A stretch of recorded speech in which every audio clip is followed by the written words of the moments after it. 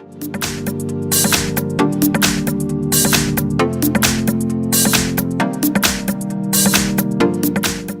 I have Xiaomi Mi 8 and let me show you how to boost speed on this device. So let me show you how to speed up, how to clear cache files and other stuff.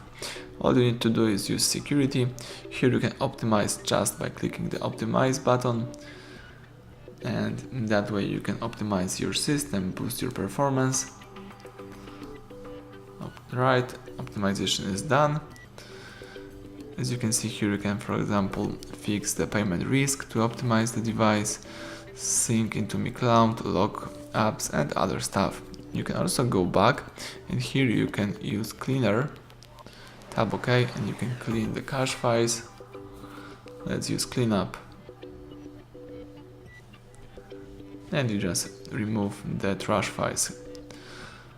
So that's it, let's go back, and basically that's it, everything went well. Thank you for watching, please subscribe our channel and leave thumbs up under the video.